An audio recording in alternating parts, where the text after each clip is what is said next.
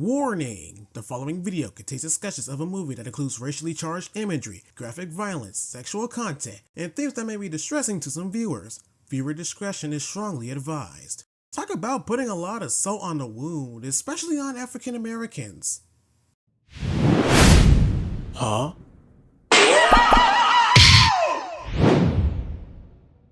Remember American Pop? Yeah, that one animated movie I talked about like a year ago? It was a movie that showed off a family tree of musicians from point A to point B. While I guess it's an interesting story, there's really nothing much good here that I can take away from. I'm not saying the movie was bad per se, I'm just saying that it's not as entertaining as the other movies I saw up until that point. I just kinda talked about it for the sake of this guy, Ralph Bakshi, the guy that gained some controversy throughout his career. While American Pop was one of his works, it's just kind of more so just an average adult animated film. But which of his film did gain some controversy? Well, hopefully a slur might answer the question, but before I do, if you got kids who's watching this, get them out of here because I'm going to be talking about some pretty serious stuff. But with no further ado, introducing Coonskin, the balls they had to use that word as a title. This animated crime film is Ralph Bakshi's third animated feature. Buckle up, folks, things are about to get wild.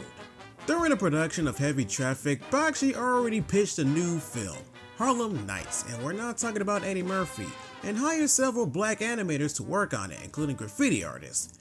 And mind you, this is around the time when black animators were not widely employed by major animation studios. During production, the film went under several titles, including Harlem Days and Coonskin No More, and I'm so glad that they didn't use that as a title because that would have been so wild.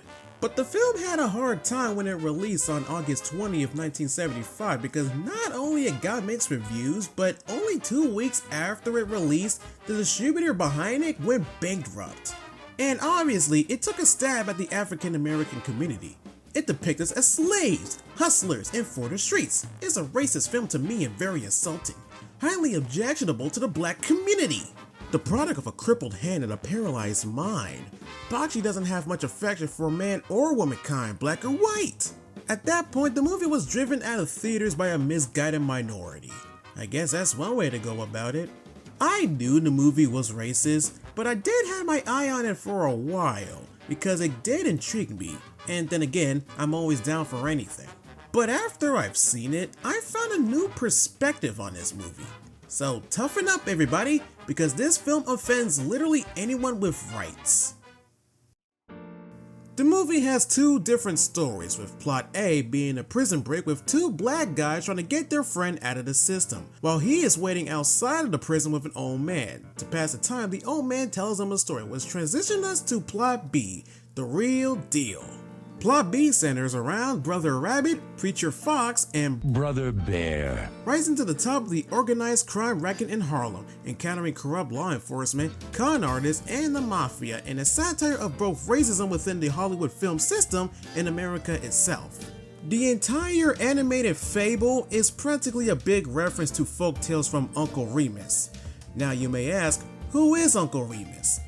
I don't know either, and I kinda wish I researched about him beforehand. But I'ma do a quick research about him to see for myself. Oh, now I'm familiar. Uncle Remus is a fictional character and narrator of a collection of African American folk tales, or as a structure, Uncle Remus is a big collection of animal stories, songs, and oral folklore, serving as a storytelling device who reminisces about the plantation life in the Old South. Don't worry, I'm getting there. But to make it simple, he narrates the stories that usually centers around Brother Rabbit. But what does animal stories have to do with plantation? Well, Brother Rabbit represents a resistance figure for enslaved individuals, who uses trickery and wit to challenge stronger animals, who represents white enslavers. Because of these stylistic choices, these stories has gone controversy in American literature. While I'm not familiar with the stories, there was one movie that I remember that was based by them, Song of the South, which also garnered controversy when it released. Heck, I only knew about it to begin with was because of a music video. Yeah, my oh my, what a wonderful day. The good times. But when it comes to Coonskin, they just kind of more so threw in characters from the Uncle Remus stories. Brother Rabbit, Brother Fox, and Brother Bear. And I'm assuming that the animated fable reminisces criminal activity in Harlem. But where does the racial portrayals come into play? Everywhere, immediately when you start the movie. And it's not just black people, white southerners, Italians, even homosexuals. Even the depiction of Jewish characters stems from stereotypes portrayed in Nazi propaganda. What? Again, these filmmakers had balls. They weren't scared to take the risk. Which is honestly saying a lot. And it gets wild from there, man. There's a scene where a cop goes from racist and homophobic to going on a frenzy naked while wearing blackface. And on top of all of that, there are also vignettes depicting good old Miss America, who personifies the United States, usually seducing a man who represents the African American populace, only to beat them to a pulp or kill them. Man, lust can really do something to you. What if you want to do an animated film or short, but you don't want to go through all the effort of creating all these places, because that usually takes time and brain power? Well, you could just take a picture of literally anything and just throw your characters in there. That's practically the case with Coonskin. Animation overlaid in background photos and live action footages, and it's executed somewhat okay. And instead of using rotoscoping like we saw in American Pop, they use an art style that some people are familiar with in Ralph Bakshi films. At least it's a whole lot better than whatever on earth this was. The only thing I can say about the animation is that the background photos are never consistent. While they did use painted backgrounds, 95% of the time it's just filled to the brim of background photos.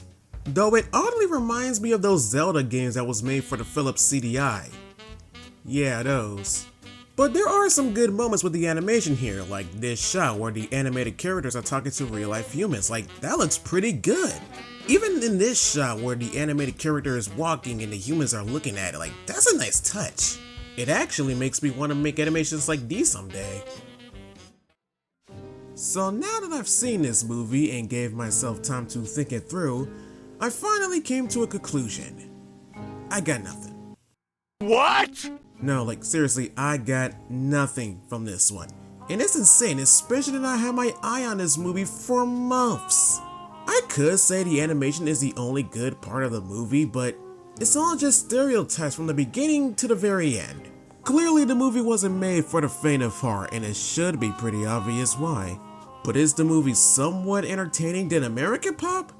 I guess, but outside of the animation, there's really nothing much to write home about really. All I can say is that Coonskin is an animated film that has a fun time making fun of African Americans and everybody else. But I feel like there's a movie that was also based by the Uncle Remus stories that I forgot about. There was this, Song of the South, and one more. Oh, it's been a long time since I've seen this one, hasn't it? I gotta say, man, the 1970s was a crazy decade when it came to animated films, especially when we take Disney out of the picture. We had Watership Down that traumatized a whole generation, Coonskin that offends everyone, and obviously Fritz the Cat, an X-rated animated film. It takes balls for these movies to happen in the first place, and I have no problem with it. But for now, I gotta get ready for the next step in life. No one said college was gonna be easy.